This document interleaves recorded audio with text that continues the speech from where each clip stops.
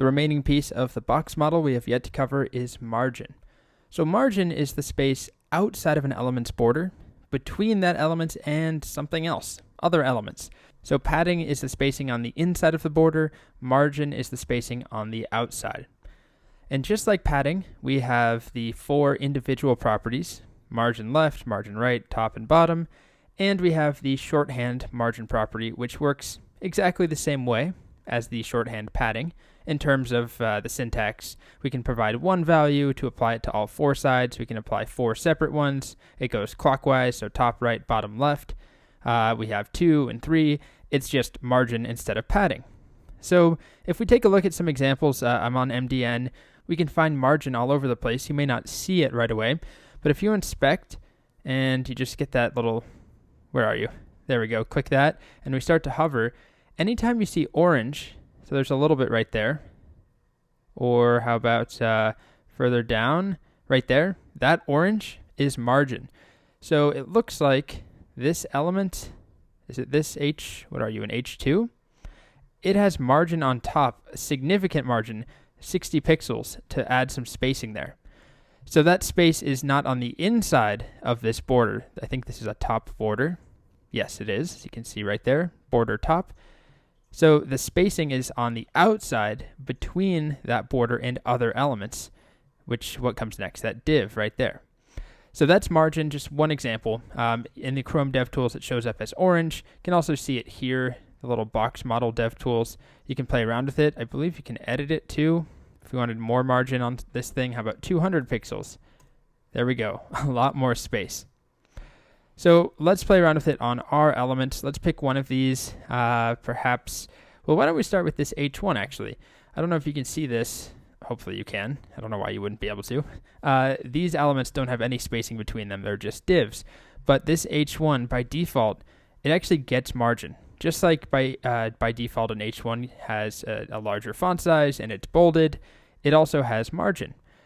So I can remove that.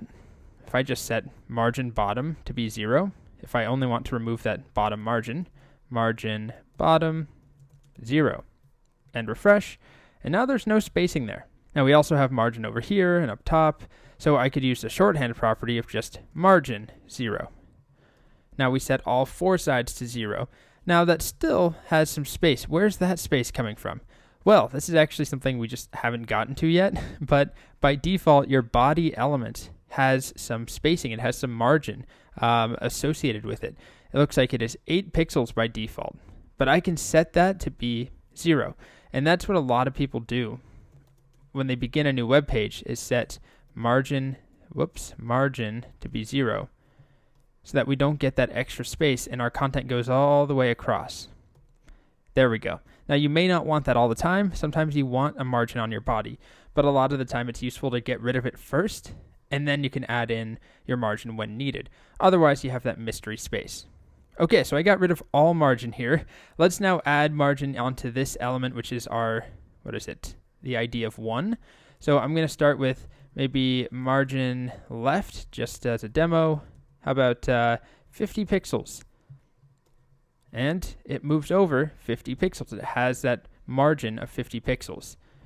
Okay, now we also have top, left, right, and bottom. Let's just pick one of them. Margin, how about top? Will be, actually, how about bottom?